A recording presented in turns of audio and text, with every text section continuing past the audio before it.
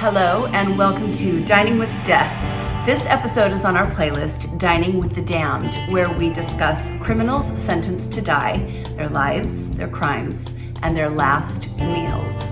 I'm Stacey Lee. Let's begin. Timothy James McVeigh was born on April 23, 1968 in Lockport, New York. He was the only son of his parents, who were Irish Americans, Mildred, Mickey, Noreen, and William McVeigh. His parents divorced when he was 10 years old, and he was raised by his father in Pendleton, New York. Timothy claims that he was bullied when he was younger at school, and he spent a lot of his time fantasizing about violence against those who bullied him. Well, we talk about common threads a lot on this channel, and bullying is one of those common threads. I was bullied. I'm sure a lot of you were bullied, but it doesn't give us the right to become mass murderers.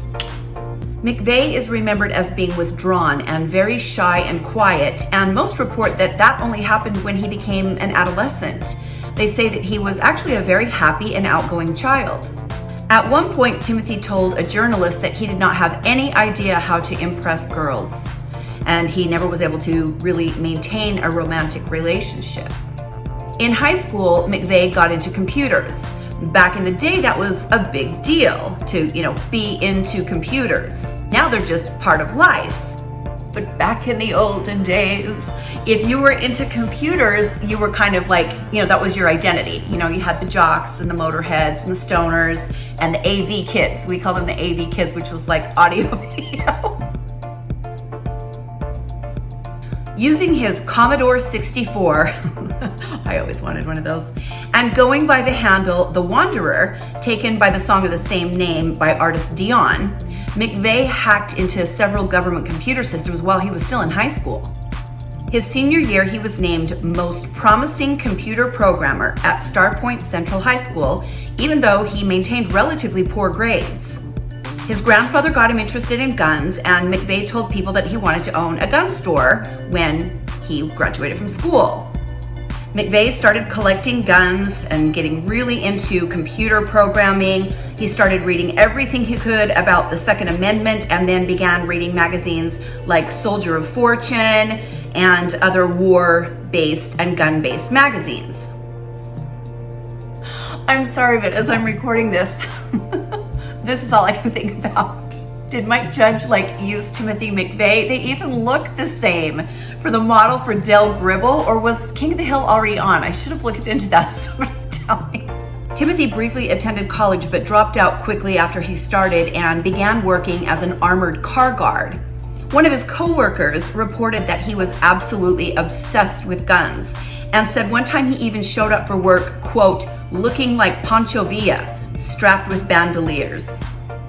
When he was 20 years old in May of 1988, McVeigh enlisted in the United States Army. He received a reprimand by the military for purchasing a White Power t-shirt at a Ku Klux Klan event.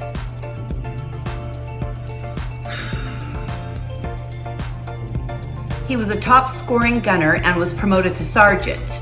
He quickly earned a reputation of assigning undesirable work to black servicemen and using racial slurs.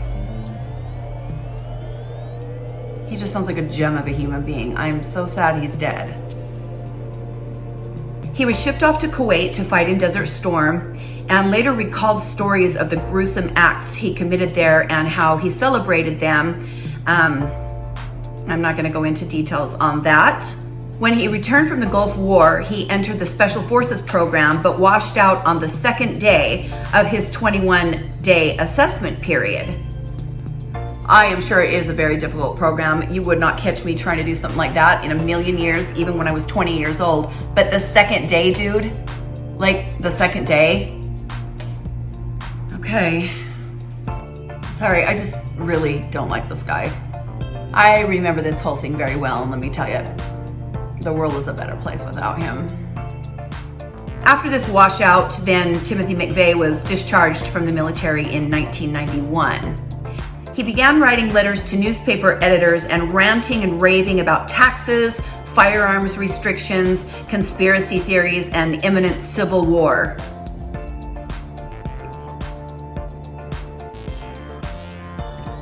He told friends in Michigan that the Army had implanted a microchip into his buttocks so the government could keep track of him.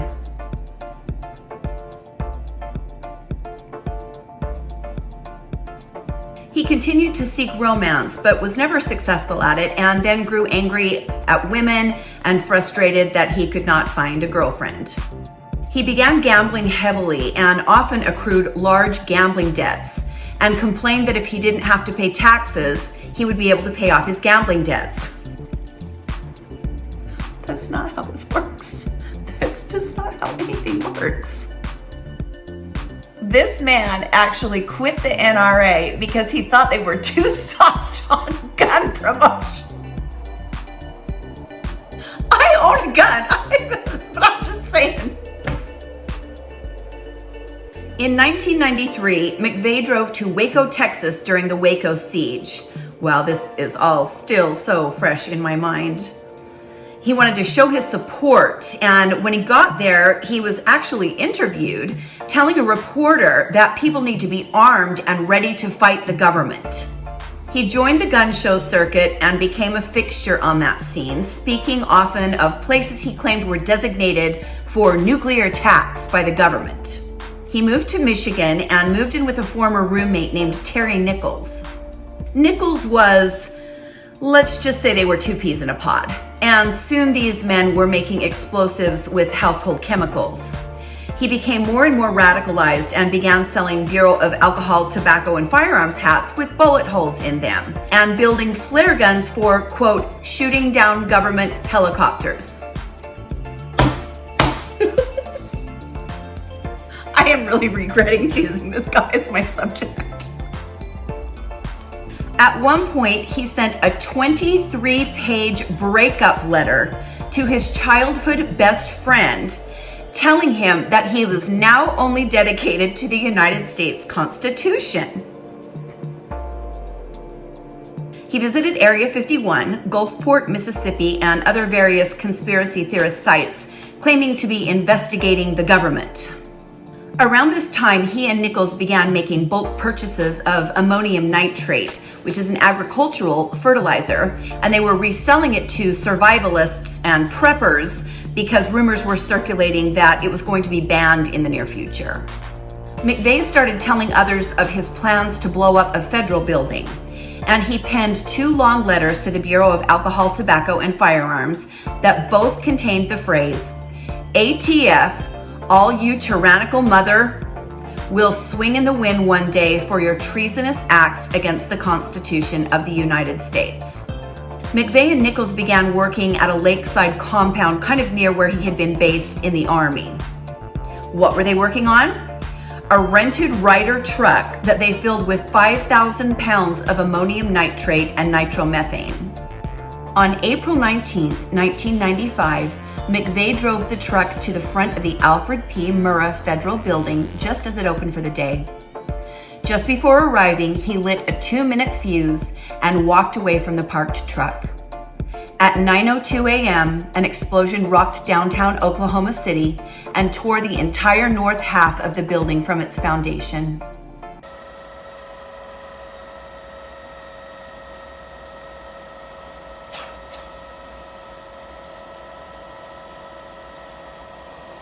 Wow.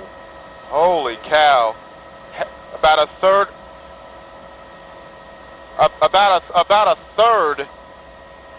of the building has been blown away. And you can see just smoke and debris and fire on the ground, downtown on the ground. This is just devastating. And we are uncertain what caused this explosion at this time. It happened around 9 o'clock. It was felt as far away as Channel 9. That's a good at least 5 miles from downtown. And there's heavy damage downtown to office buildings as emergency crews try to assist the injured. We have no report yet on the number of injured people, just that there are numerous injuries. I remember this like it was yesterday. I was 23 years old when this happened, and it dominated the news day and night. TV shows were canceled, and it was covered for almost a week solid because we did not have as much 24-hour news as we do now. I just want to say that in my early 20s, at that time in history and in my life, this was I think the largest act of domestic terrorism that had ever occurred. Please correct me if I'm wrong. I should have researched that. But it was before 9/11. It was before all of that. And it was horrific. I remember one story specifically about a mother who lost both of her little children. Because you see, there was a daycare in the building for the employees that worked there. And lots and lots of little kids died that day. I had somebody come for my neck in the comments section of one of my videos talking about how I laugh, when I'm telling these stories. If you think I'm laughing about these things, you need to do some personal work on yourself. I'm not laughing about these things. I'm laughing at the idiots that do these things. So don't get it twisted. And sometimes I have to laugh to keep from crying when I do this kind of stuff. I'm sure about now in 2020, we can all relate to that, right? 168 people died in this bombing, including 19 children. The blast injured many, many more and did damage to more than 300 buildings in the city. 12,000 volunteers and rescuers took part in the aftermath, searching for survivors, bodies, and body parts. Investigators traced the VIN number off the rear axle of the Ryder truck that was found in the wreckage. The FBI identified the vehicle, found where it was from, and created a sketch of the renter who had called himself Robert Kling. The sketch was then passed around the area, and the manager of a local Dreamland motel, Leah McGowan, identified the sketch as Timothy McVeigh. Shortly after the bombing, McVeigh was pulled over on Interstate 35 near Perry, Oklahoma, for driving a vehicle without a license plate. He admitted to the state trooper that he had a gun with him, and he was arrested for driving without plates and having an illegal firearm. He was quickly identified as the subject of the nationwide manhunt for the bomber. McVeigh went to trial, and on August 10, 1995, he was indicted on 11 federal counts and 8 additional counts of first-degree murder for the deaths of law enforcement officers. The reason for that, if you're wondering, I'm a paralegal, but it's been a minute, so if I'm wrong on this, let me know. The police officers are part of the federal charge, where the citizens would be prosecuted as a state charge. And they basically just charged him with the federal crimes, knowing, that would be plenty. On June 2nd, 1997, McVeigh was found guilty of all counts, and the jury recommended the death penalty. On June 11th, 2001, at 7 a.m., McVeigh was strapped to a gurney, and a lethal injection was administered to him. He had some last words, but I'll just be honest, I don't feel like going over them. He was the first federal prisoner to be executed since Victor Fager. Remember Mr. Fager, the olive guy from one of our other videos? Timothy McVeigh was, like all American prisoners that are sentenced to die, offered a last meal. So what did he request for that last meal? I'm going to show you. For his last meal, Timothy McVeigh, the domestic terrorist and the Oklahoma City bomber, ordered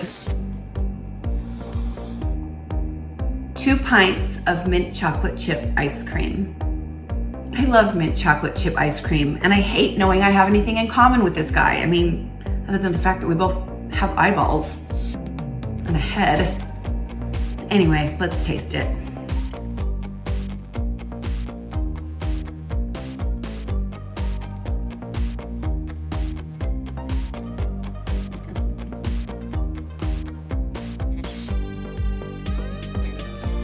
It's really good.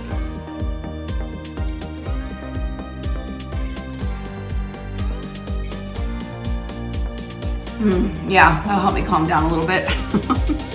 This episode was a lot.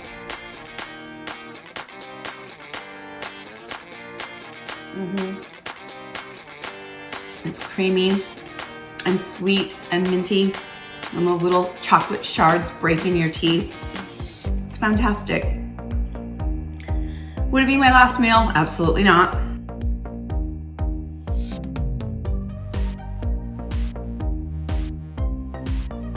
Well, I hope he enjoyed it, because if we go somewhere when we die, there won't be ice cream where he is.